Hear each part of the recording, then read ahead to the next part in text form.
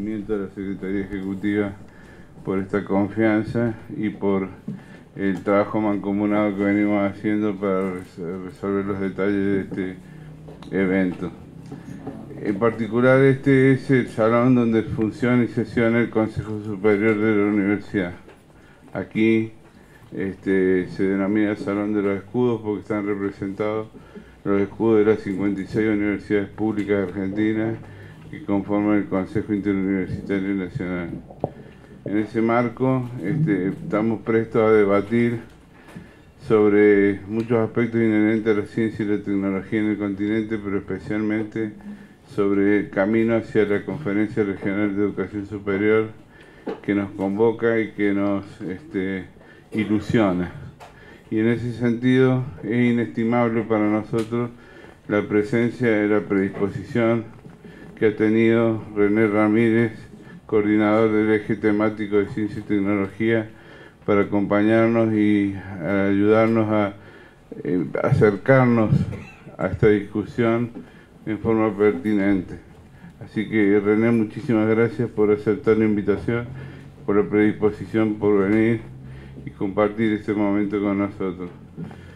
Simplemente eso, quería augurar que podamos tener unas jornadas plenas de debate y de intercambio fecundo y fructíferos de nuestras visiones sobre la ciencia y la tecnología en el continente, más la agenda propia que la Comisión viene desarrollando. Para la Universidad Nacional de San Luis es un honor que ustedes estén presentes y se los agradecemos. Así que muchas gracias y bienvenidos. Bueno, buenos días a todos y a todas, en particular a nuestro rector anfitrión y a toda la comunidad universitaria de esta Universidad Nacional de San Luis, que sí es cierto, es muy nuevo en la UGM, ingresó en este año 2017, pero que tenía larga vocación de participar de esta red de universidades públicas, que además tiene una orientación muy clara prevista en la finalidad, en el estatuto, en el artículo 1 de su estatuto, en donde la construcción de un espacio académico común es el norte que nos guía, y en donde entre los objetivos principales, el primer objetivo que describe el artículo 2 de los estatutos, habla justamente de la defensa de la educación pública. Y esto para nosotros son dos criterios fundamentales: la construcción de un espacio académico latinoamericano y por otro lado la defensa de la universidad pública, de la educación pública como una cuestión fundamental, que tiene que ver naturalmente con las perspectivas del desarrollo que nuestra región necesita y que nuestra región merece, que tiene que ser autónomo, que tiene que ser autóctono y que tiene que estar basado, entre otras cosas, pero con un fuerte énfasis en la ciencia, la tecnología, la innovación, el papel de la universidad en todos los procesos vinculados al desarrollo. En ese sentido, entonces, agradecer enormemente a esta universidad el habernos permitido, digamos, tener acá esta sesión, en donde contamos con un invitado muy especial, por muchísimos motivos, por su tradición importante en lo que tiene que ver con el pensar la ciencia, la tecnología y la innovación para América Latina. Sin duda alguna, y esto es importante señalarlo, en buena medida el accionar de UGM desde el 2008 a la fecha tiene que ver con las consecuencias de la declaración de la Conferencia Regional de Educación Superior y con el plan de acción de la Conferencia Regional de Educación Superior que tuvo lugar en Cartagena de Indias hace una década, o casi una década. Bien, entonces, en esa construcción, y aquí de la mano justamente del rector de esta universidad, pensamos que poder convocar y tener aquí acompañando a esta reunión de la Comisión Permanente de Ciencia y Tecnología e Innovación de UGM a René Ramírez era un plus fundamental que nos permitiera de alguna manera también trasladar desde nuestro accionar de esta comisión y de la asociación toda algunas cuestiones a ese documento que pensamos tiene que ser realmente una fortaleza para pensar la educación superior y para pensar la ciencia, la tecnología y la innovación en el futuro. Y creo que la otra cuestión que nos parece importante señalar, que va de la mano con estas dos cosas que venimos hablando, es el papel de la UGM en la construcción de un espacio latinoamericano y caribeño de la educación superior. El enlaces del cual nosotros le hemos dado noticia a todos ustedes permanentemente, pero que además forma parte de lo que los rectores definieron cuando crearon esta comisión. Uno de los papeles que le ponen es el apoyar a la Secretaría Ejecutiva de UGM y a la UGM toda en el papel que el enlace le ha indicado, que es el de trabajar el tema de la ciencia, la tecnología y la innovación con sentido regional. Entonces, este conjunto de cuestiones, todas interrelacionadas, todas de las cuales nosotros tenemos ya un conocimiento particular, hacen que este sea un día muy especial y que estos 2 días de reunión sean días de reunión seguramente de alta productividad y de una mirada hacia el futuro con perspectiva latinoamericana y caribeña en cuanto a pensar en nuestro desarrollo sustentable. Para mí realmente es un honor estar aquí con todos ustedes y muchas gracias, me siento muy honrado de poder compartir esta reunión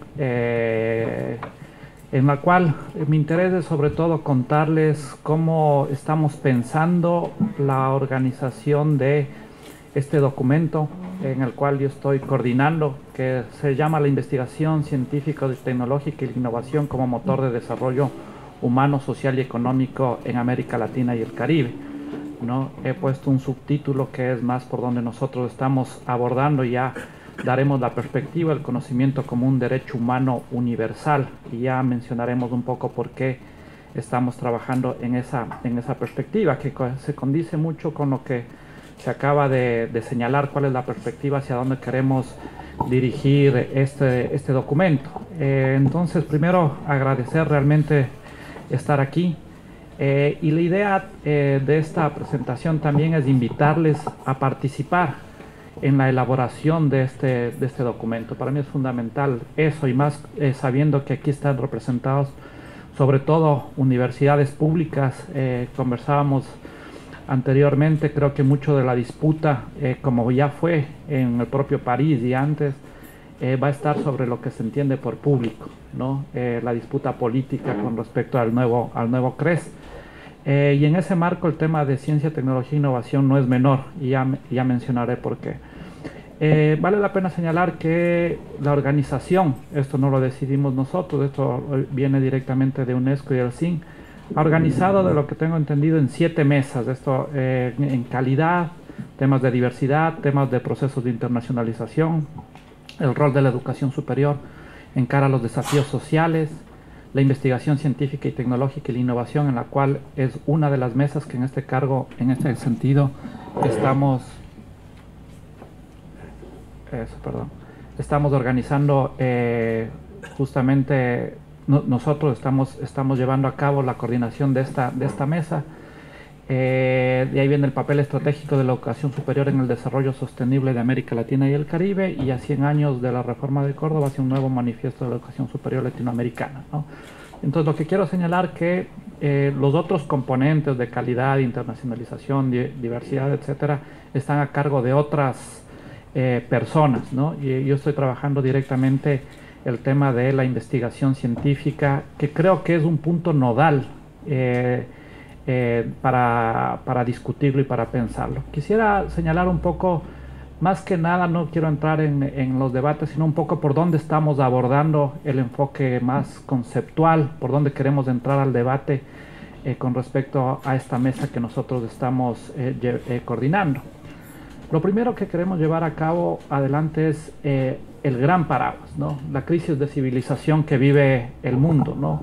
Y cuál es el rol del conocimiento y la información en este contexto mundial, ¿no? Nosotros lo llamamos que, no nosotros, sino existe un debate amplio con respecto a cómo la nueva economía, sobre todo, está llevando un proceso de la tragedia de los anticomunes, ¿no? Y ahí tenemos que entrar en ese debate, el debate sobre la ciencia, ¿no? ¿Qué es la tragedia de los anticomunes? Que el hiperpatentamiento y la hipermercantilización lleva a un subuso del conocimiento, ¿no?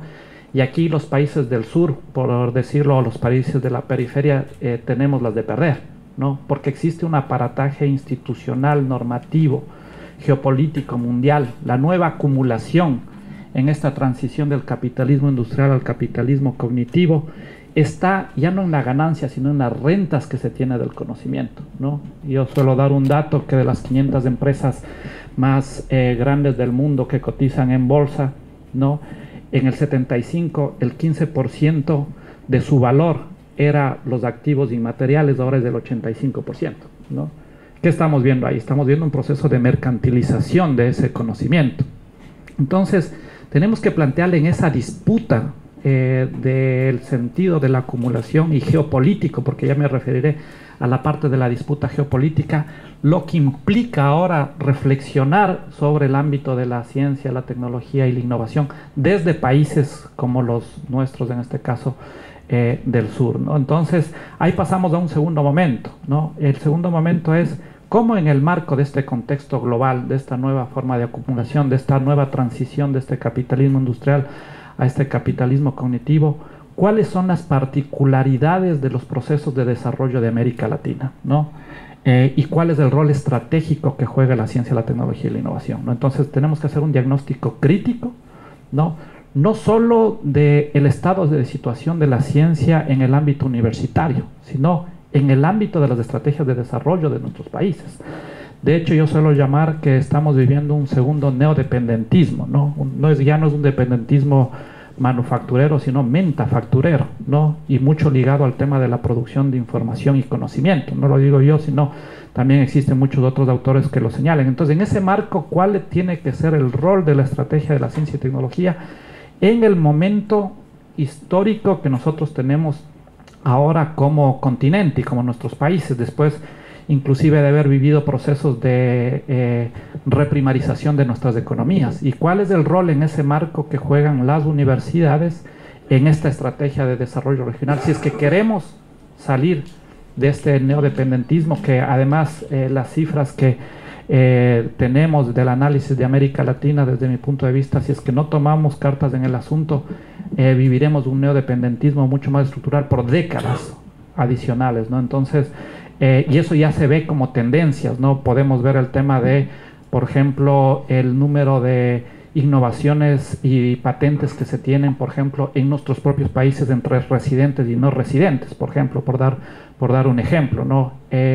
Y esto en términos de producción científica, apenas la producción científica, si es que medimos a través de publicaciones en América Latina en los últimos 20 años, ha pasado del 2 al 4% de la producción científica mundial, ¿no? Entonces son temas que nosotros tenemos que pensar, pero en el marco de una estrategia de desarrollo, ¿no? ¿Y cuál es el rol? Yo siempre he creído la transformación de la universidad para transformar la sociedad, no únicamente la transformación en sí misma de la universidad, que es importante, sino con un objetivo que vaya mucho más allá. Entonces, luego de tener un gran paraguas de cuáles son los puntos de la crisis de civilización que atravesamos y cuál es el rol del conocimiento dentro de esta crisis de civilización, la idea es articular sobre cuáles son las particularidades de la estrategia de acumulación que hemos tenido en nuestros países y cuáles son los retos que tenemos en esa estrategia de acumulación en este contexto global. En ese marco, nosotros la pregunta que también nos hacemos es: ¿qué implica esto en términos de reflexionar qué tipo de ciencia, qué tipo de innovación, qué tipo de tecnología necesitamos, ¿no?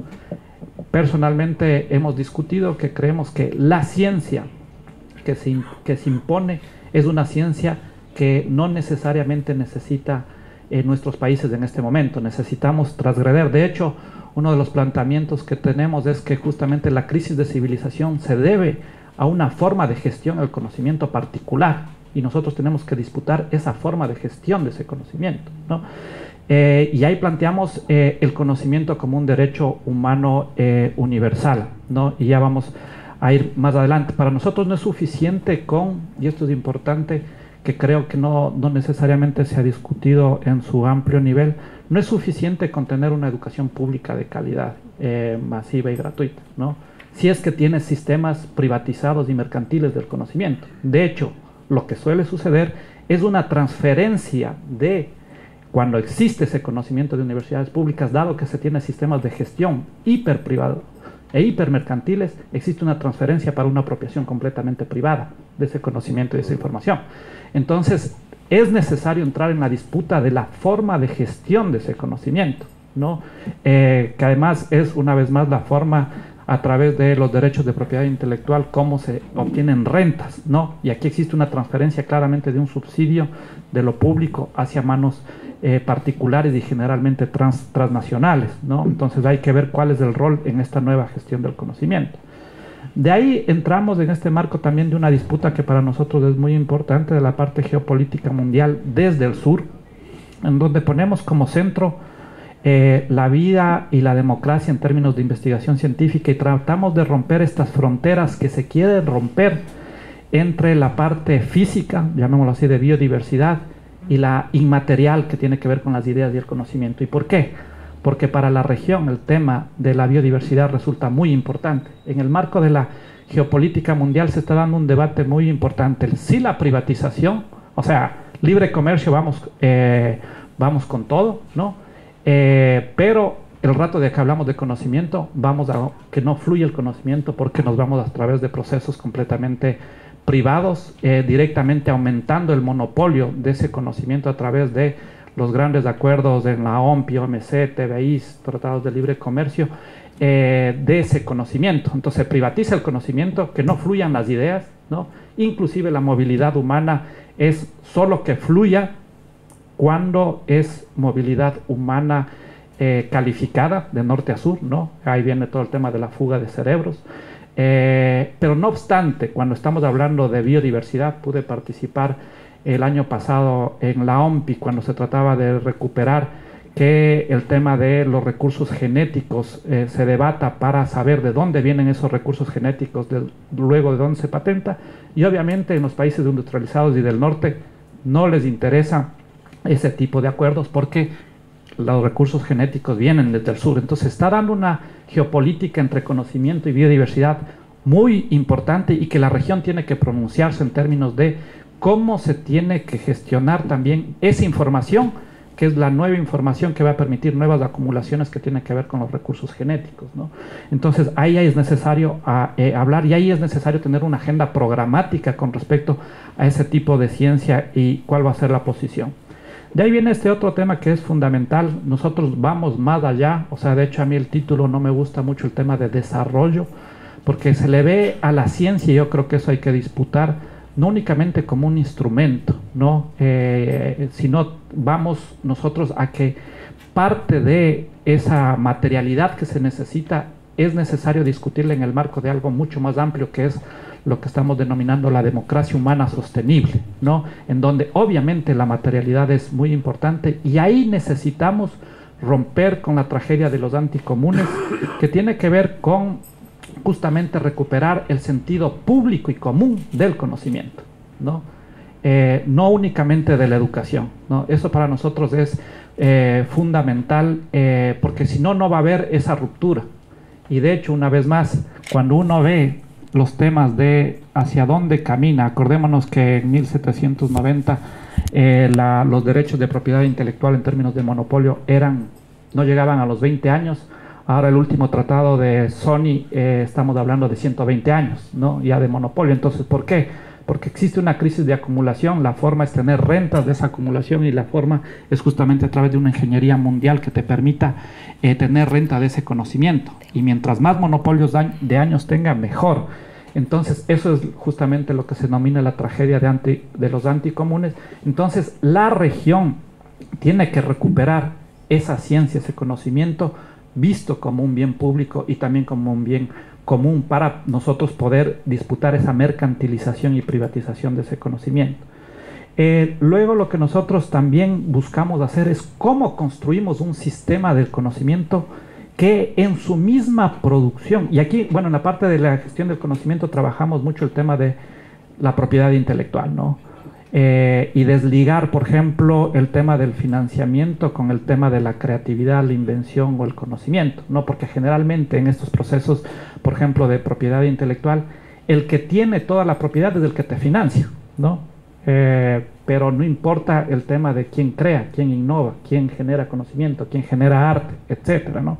Entonces es necesario entrar en el debate fino. De hecho, nosotros proponemos que pueda salir de aquí una propuesta para disputar los grandes tratados desde el sur de ciencia, tecnología e innovación en los grandes foros a nivel internacional, o sea, como una propuesta para políticamente disputar este debate que generalmente, obviamente, los países del sur llevamos a la pérdida, porque ya existen estos documentos que nos dejan en desventaja con respecto a los marcos institucionales y de regulación que existen en el comercio mundial. Entonces, el tema de otra gestión del conocimiento también trabaja mucho por el lado de qué tipo de sistemas de propiedad intelectual se necesitan. Ahí hay que trabajar mucho con respecto a la expropiación de los saberes ancestrales, por ejemplo. Hay que trabajar mucho con respecto al tema de la biopiratería que se da, ¿no? Nosotros pudimos hacer, bueno, en Ecuador, por ejemplo, el primer mapa de biopiratería, y obviamente los países más biopiratas son Estados Unidos, Europa, Japón, etcétera, que vienen, se llevan nuestros recursos, lo investigan, luego lo patentan y luego nos vuelven a vender a nosotros, ¿no? Entonces es necesario tener una posición frente a estos procesos de tema de cómo se está manejando la propiedad intelectual a nivel mundial. Lo que señalaba en el punto F es el tema de la generación y disfrute de conocimiento como estrategia de integración regional, ¿no? Claramente a veces siento que se escapó el momento histórico de producir una integración latinoamericana y va a pasar algún tiempo para poder volver a disputar esa integración, pero en el marco de la producción científica y más en redes como la UGM, lo que realmente se puede producir a través de las universidades, se puede construir integración latinoamericana. Proyectos comunes, redes, movilidad de estudiantes, movilidad de investigadores, movilidad de profesores. Entonces, ¿cuál tiene que ser una estrategia deliberada que en el marco de otra gestión de conocimiento permita avanzar en una integración de facto, ¿no? Más allá de los papeles que se puede tener a nivel de gobierno, ¿no? Y por eso me encanta este espacio, porque justamente esto es un buen ejemplo de cómo se puede construir América Latina desde la academia, desde la gestión del conocimiento. Y finalmente, un documento que esperamos salga ahí, el Tratado de Córdoba, propuesta suramericana para un Tratado Mundial de Ciencia, Tecnología e Innovación, ¿no? Desde este enfoque, ¿no? O sea, como para poner en la mesa de discusión, una vez más, cómo nosotros podemos disputar mucho más allá del ámbito exclusivamente, porque de hecho, del ámbito universitario, sino del ámbito de la propia construcción y transformación de nuestras sociedades, porque personalmente de lo que hemos visto, uno puede generar una ciencia en la región, pero si es que sigue teniendo ciertos tipos de camisas de fuerza, como pueden ser estos grandes tratados, va a seguir siendo una transfusión de sangre, llamémoslo así, una transferencia desde un subsidio de nuestros pueblos hacia grandes transnacionales. Entonces es necesario disputar también qué implicaría tener una propuesta suramericana para disputar estos grandes ámbitos que se tienen en OMS, una vez más en los propios tratados de libre comercio, en nuestros propios capítulos de TBI con respecto al tema de propiedad intelectual. ¿Cuál es la propuesta de la universidad pública latinoamericana? Y aquí un tema fundamental para nosotros, ¿no? Que es que cuando hablamos inclusive de gestión privada de las universidades, para nosotros nunca negamos la perspectiva de que esa gestión privada no deja de el conocimiento ser un bien público y común, ¿no? Porque existen universidades particulares, ¿no? Pero eso no implica que uno deje de saber que ese conocimiento tiene que ser disputado en el ámbito de lo público y lo común. Una vez más, para nosotros creemos que no es suficiente con que sea una educación pública si es que la gestión del conocimiento sigue siendo completamente privada y mercantil. En ese marco, las entradas específicas que nosotros estamos trabajando, existe un equipo en el cual una primera parte va a ser la investigación y el conocimiento en el marco de una universidad construida como un bien público y social, derecho humano y no universal y responsabilidad de los estados, ¿no? Está trabajando directamente Eduardo Rinesi. Eve Besuri está trabajando hacia una ciencia abierta, ¿no? Desde un enfoque como el que he señalado. Estamos trabajando la parte de América Latina, la parte ya más de desarrollo, de acumulación, la trayectoria de la ciencia, tecnología e innovación para afrontar los desafíos socioecológico-productivos. Ahí entramos en la parte más de la generación de riqueza, de la parte de desarrollo. Ponemos los ejemplos y hacemos un análisis en otro capítulo de ciencia alternativa, experiencias concretas desde América Latina y el Caribe, dos compañeros de Brasil que hacen un recorrido, un barrido de cómo sí se puede construir y disputar el sentido de la ciencia que se tiene en este momento. La otra es el tema de propiedad intelectual, ¿no? En donde justamente vemos qué tipo de regulaciones se necesitan para tener una propiedad intelectual que en este caso sea a favor de las sociedades, en este caso de la democracia y del propio desarrollo, como estrategia de desarrollo, como estrategia de construir más democracia, ¿no? Y se trabaja también una cuestión de percepciones y aspiraciones en torno del desarrollo de la ciencia y tecnología desde los propios científicos a nivel regional, ¿no? ¿Qué piensan los propios científicos, qué piensan los propios académicos, qué piensan las propias autoridades con respecto de hacia dónde tiene que ir el desarrollo?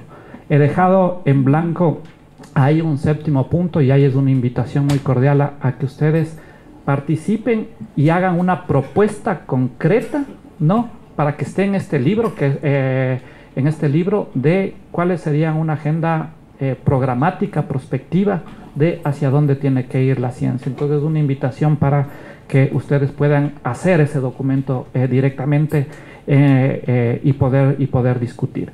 Les hacemos una invitación formal, ya lo hemos hecho directamente a través de Félix. Existe un seminario en noviembre 15, 16 y 17, ¿no? En donde se están organizando por mesas, ¿no? En donde tenemos más o menos las mismas temáticas. Está una mesa sobre ciencia y arte, temas de algo que es fundamental, el tema de la discusión sobre la epistemología versus pluralidad de epistemologías. Y bueno, ustedes pueden ver, se van a quedar aquí con esta presentación. Y nosotros lo que les invitamos es que también tengan una mesa concreta ustedes para poder discutir lo que ustedes quieran discutir, ¿no? Además de obviamente participar en todas estas mesas, hemos hecho una convocatoria abierta. En este momento existen alrededor de 80 papers que se han presentado sobre la reflexión de la ciencia, qué innovación, qué tecnología, ¿no? Tenemos que ahí obviamente van a haber evaluadores pares y en función de eso se harán las presentaciones en estas mesas de noviembre. Entonces están ustedes cordialmente invitados. Y bueno, ahí está un cronograma. Nosotros, en este caso, la coordinación tiene que terminar en diciembre este documento.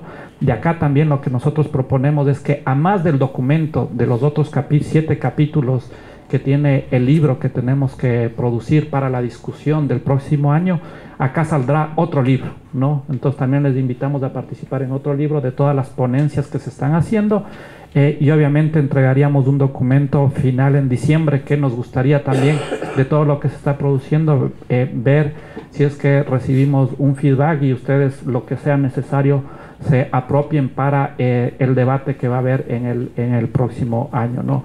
Estos son insumos que se van a tener, como bien se ha señalado. El documento final será una discusión que se tendrá directamente aquí en Córdoba y la invitación es una cordial invitación para trabajar juntos en estos documentos con una orientación que creo yo compartimos, ¿no? Compartimos de la disputa sobre qué tipo de conocimiento necesitamos para una transformación social. No quiero tomarme más tiempo, sino más bien abrir, perdón si es que me he pasado mucho en términos de tiempo, pero simplemente fue una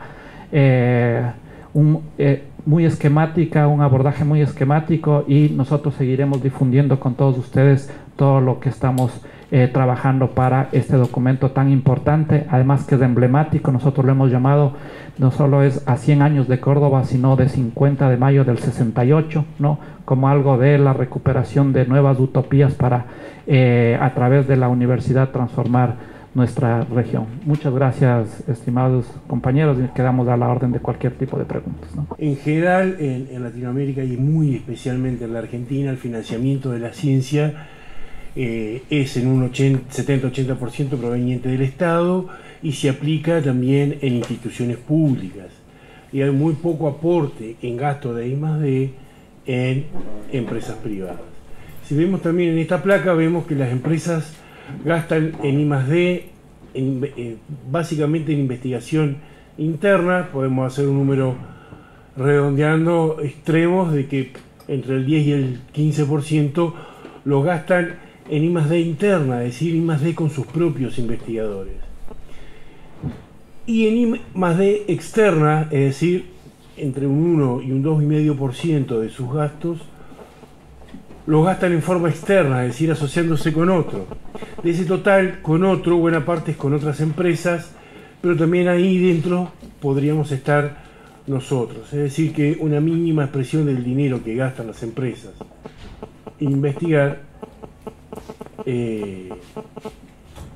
lo hacen con las universidades. Estas cifras que yo les estoy mostrando acá, las fuentes del INTEC, y es un promedio de empresas, pero si lo desagregamos por empresas pequeñas, medianas o grandes, las cifras no cambian demasiado, si bien se ven cambios menores. Entonces, primera reflexión: los programas para financiar la innovación en general en los países no financian a las universidades, sino que financian a empresas. Y de aquí las universidades serán contratadas por las empresas con estos dineros para realizar trabajos conjuntos. Entonces, si vamos a poner esto en perspectiva de cómo puede acceder o cómo puede interaccionar, aunque es un poquito más viejo, a mí me gusta decir que, por venir de Argentina, que nosotros basamos el modelo de cómo aporta la universidad a la innovación, no a partir del modelo de la triple hélice, sino de este otro que es unos 10-15 años anterior, que es el modelo de Sábato, el triángulo de Sábato, Sábato-Botana, que establece esta primera idea del Estado con políticas públicas, haciendo que interactúe los sectores de generación de conocimientos, dígase la universidad, con empresas que demandan conocimiento. Es decir, que cuando nosotros, si queremos pensar en financiamiento de la innovación, estamos hablando de relación universidad-empresas, de innovación productiva, y cómo el Estado hace que esto ocurra, que haya generación de conocimiento y que haya aplicación por parte de las empresas de ese conocimiento. Yo soy Ariel Insaurralde, vengo de la Universidad Nacional de Asunción de Paraguay. Me pidieron que haga una breve descripción de lo que es el sistema de ciencia y tecnología en Paraguay. Nosotros tenemos un sistema bastante reciente, basado básicamente en lo que es el CONACYT, que es el Consejo Nacional de Ciencia y Tecnología en Paraguay. El Consejo de Ciencia y Tecnología, como vemos ahí en la imagen, fue conformada recién en 1997, o sea, el CONACYT, el Consejo Nacional de Ciencia y Tecnología en Paraguay, cumple este año 20 años recién de haber nacido, digamos. Su año de creación fue en el 97 con la ley 1028, que fue la Ley General de Ciencia y Tecnología. Ahí hay un mapa comparativo, digamos, de los diferentes países de la región, y esto es lo que explica un poco el breve tiempo, digamos, de desarrollo de la ciencia, de tecnología e innovación en Paraguay. Así que, más que nada, nosotros vemos esto como una forma beneficiosa para nosotros al ver ya los errores y los aciertos que han tenido nuestros vecinos en cuanto a políticas científicas. Nosotros tenemos, como les había comentado, nuestro Consejo de Ciencia y Tecnología conformado de la siguiente manera. El Consejo está conformado por representantes de diferentes entidades del Estado, del sector productivo, de las universidades públicas y privadas de Paraguay, sociedades científicas, sindicatos, que son los que forman el Consejo. Tenemos un presidente que surge a partir de ese consejo y del cual depende también una Comisión Nacional de Calidad. De ahí tenemos ya la Secretaría Ejecutiva de lo que es el CONACYT, la Secretaría Ejecutiva del Organismo Nacional de Acreditación y una Dirección de Administración y Finanzas. De esta manera funciona el ente que rige la ciencia y tecnología en Paraguay. El CONACYT está en comunión, digamos, con lo que es el Plan Nacional de Desarrollo. Nosotros, la Secretaría Técnica de Planificación, tiene un Plan Nacional de Desarrollo 2030, cuyos ejes principales son el crecimiento económico inclusivo y la inserción de Paraguay en el mundo como pilares fundamentales, digamos. Y en cuanto a eso, los objetivos del CONACYT son claros y desde su nacimiento hasta hoy y sobre todo en los últimos años, de aumentar la inversión pública y privada en CTI y mejorar la calidad, fomentar la carrera del investigador, que también, como van a ver, es bastante reciente. Nosotros tenemos un sistema nacional de investigador recién desde el 2011. Fomentar la apropiación social de la ciencia y la tecnología, que también se está asumiendo con cierta responsabilidad. Aprovechar y mantener el reconocimiento nacional e internacional también con la fuerte asociación que se tiene con el Organismo Nacional de Acreditación. Y construir y gestionar las políticas públicas basadas en evidencia cualitativa y cuantitativa. Las alianzas institucionales de investigación o consorcios interuniversitarios pueden constituirse en fuentes de patentes globales competitivas, y eso no estamos explotando también. Están generándose algunas iniciativas privadas, principalmente en el ámbito europeo, que están tratando de motivar esto, pero en alianza con las universidades. Entonces eso también nos está dando una alerta, ¿no?, de que ya los grandes consorcios privados están viendo como fuente a nuestras universidades, porque manejamos recursos naturales, y también quieren asociarse para el registro de patentes. Entonces hay que ver con mucho cuidado eso, qué tan bueno puede resultar o qué tan malo. Y estos consorcios están motivando en el sector privado estas alianzas con las universidades. Entonces, podríamos sacar partido si es que estamos organizados para esa situación. Si no estamos organizados, vamos a ser nuevamente explotados, vamos a aportar y producir, como muy bien se ha analizado, pero no vamos a obtener más de lo que siempre hemos obtenido, vender nuestros recursos naturales a precio de gallina muerta, como dicen vulgarmente. Las alianzas institucionales, la competitividad entre universidades es muy alta. Nos hemos acostumbrado a ese contexto, que es en realidad de los años 80. Competían las universidades para mostrar cuál era más fuerte. El ranqueo también de universidades es otra forma que motiva justamente esa competitividad, ¿no? Yo creo que el concepto de competitividad deberíamos también analizarlo y ver hasta qué punto nos interesa esa competitividad en puntaje y al final qué ganamos con todo aquello, ¿no? Finalmente no hay un premio muy lucrativo para esa competitividad o ese campeonato que nos hemos inventado, ¿no? deberíamos intentar de crecer en forma conjunta todos y de forma sólida y sobre todo solidaria, ¿no? Con nuestra propia plataforma social. Es así que aquí hablamos de que el desempeño de las universidades del Grupo Montevideo debe ser promocionado en el entorno científico global a través de redes sólidas. Entonces esa debe ser una meta también en la que debemos trabajar. Innovación entendemos básicamente como producción de conocimiento, mejoramiento técnico continuo, cambio institucional, emprendimiento empresarial, políticas públicas, características socioculturales participativas. Es un concepto que también esta mañana destacó muy bien René. Debemos hacer participar a nuestra sociedad y avanzar todos juntos. Tenemos algunas estrategias que son difíciles, las sabemos porque las estamos viviendo. Hemos postulado como una tarea propia de la red de AUGM el generar alianzas con sectores financiadores. FAPES, tenemos un acuerdo con FAPES. FAPES solo financia el Estado de San Pablo, ¿verdad?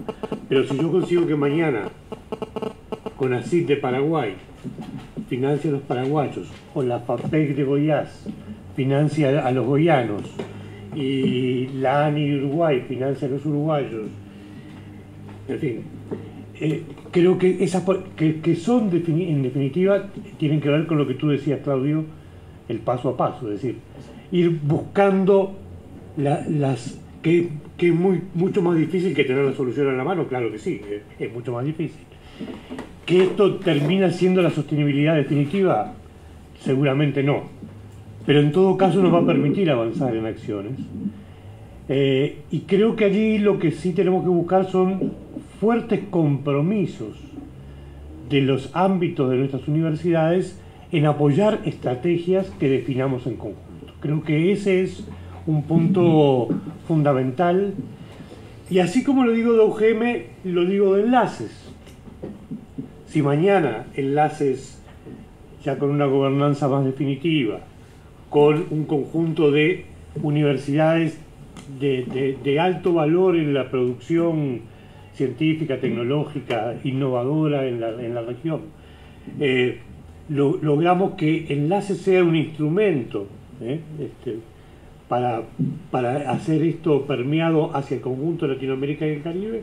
Bueno, desde AUGM tenemos la posibilidad de hacerlo porque tenemos una fuerte penetración dentro de enlaces, que la hemos ganado, no la he ganado yo, por cierto, la ha ganado la institución después de 25 años de trabajo en la región. Entonces tiene credibilidad, tenemos muchas redes amigas, tenemos consejos nacionales de rectores que trabajan muy fuertemente por el enlace y tienen una apuesta muy fuerte a esa estrategia de... Entonces digo, imposibilidades de sostenibilidad no hay.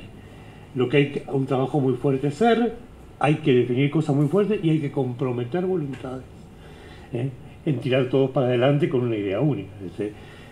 Me parece que esa es de momento la única sostenibilidad que podemos ofrecer. Pienso en otra cuestión que tiene que ver con esto y que también es, desde AUGM hemos desarrollado el programa de ciudades y universidades. Hemos hecho una vinculación muy fuerte. Mañana Daniel nos va a traer algunos elementos también vinculados a esta cuestión. Hemos creado un observatorio de buenas prácticas de transferencia y de vinculación entre los gobiernos locales y las ciudades. Tenemos una red de Mercociudades que actúa como alianza estratégica con nosotros. Será cuestión de reproducir tantas alianzas estratégicas como sean necesarias, pensando en las diferentes cuestiones. Bueno, ese es el trabajo que tenemos por delante. El trabajo, por cierto, no es fácil, pero bueno, creo que la voluntad depende de la voluntad que pongamos y de las definiciones y compromisos que adoptemos. Creo que ahí tenemos un punto fuerte para avanzar. Una primera conclusión en el marco de lo que será la realización de la tercera Conferencia Regional de Educación Superior y en sintonía con la promoción de una agenda programática prospectiva se invita a la UGM a que asuma la redacción de uno de los capítulos del documento base Ciencia, Tecnología e Innovación de cara a la CRES 2018. En el mismo marco y como parte del proceso de construcción de dicha agenda, se invita a la UGM a que pueda organizar un panel en ocasión del encuentro a celebrarse del 15 al 17 de noviembre en la ciudad de Quito, Ecuador. Dicho encuentro tendrá la posibilidad de presentar ponencias, las cuales también resultarán en una segunda publicación. Del intercambio de la Mesa 1 surge la importancia de promover instancias de capacitación en las universidades miembros que apunten a la formación en la formulación de proyectos, sin perjuicio de la cooperación permanente en el intercambio de prácticas y la formulación de estrategias. Otra conclusión surge de la Mesa 2, que tuvo por objetivo avanzar sobre propuestas concretas a ser viabilizadas contando con el apoyo de la UGM, y de ahí surge la importancia de promover mecanismos supranacionales de promoción científico-tecnológica, en particular la creación de una agencia latinoamericana y caribeña de ciencia y tecnología que tendrá entre sus objetivos generar centros de referencia regional, fomentar la investigación sobre problemas regionales, compartir la tecnología de alto costo, generar mecanismos de cooperación regional y mitigar las desigualdades. Aquí están también, hay una serie de propuestas sobre temas a abordar que lo podremos incluir en el acta más acabada. Dando continuidad a la generación de propuestas, se propone la creación de una red de innovación. La misma se desarrollaría a través de dos líneas. La primera sería el monitoreo de informaciones científicas, tecnológicas y de innovación, que será a través de 3 etapas.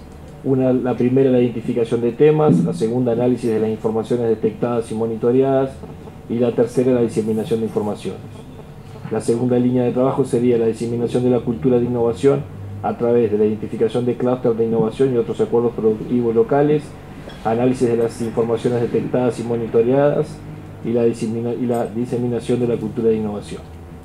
Los resultados esperados son surgimiento de nuevos métodos, nuevos caminos, nuevos productos y nuevas funcionalidades de los productos, nuevos servicios y nuevos procedimientos, desarrollo científico-tecnológico sostenible a nivel local, regional y global, y por último, la constitución de la red de innovación. Otra conclusión sería la creación de una base, otra propuesta sería la creación de una base de datos con ofertas y demandas de habilidades, de la mano del diseño de una plataforma de gestión de habilidades de la región, de influencia de UGM, definiendo organismos gestores que coordinen acciones como facilitadores de gestión de alianzas y el diseño de un programa piloto para aplicar los nuevos conceptos. También se habló de promover una lógica de incentivos al interior de la red que permita desarrollos disciplinarios y de temáticas estratégicas. La red UGM, con los fortalecimientos que se acuerden y se comprometan, tendrá el papel de articular estas iniciales acciones. Y lo otro es, todo lo visto, hay que buscar la forma de trasladarlo al ámbito latinoamericano y caribeño desde la práctica propia de nuestra red. Eso sería un poco el resumen de algunas de las cuestiones que se trataron tanto en las dos mesas como en los intercambios de opinión.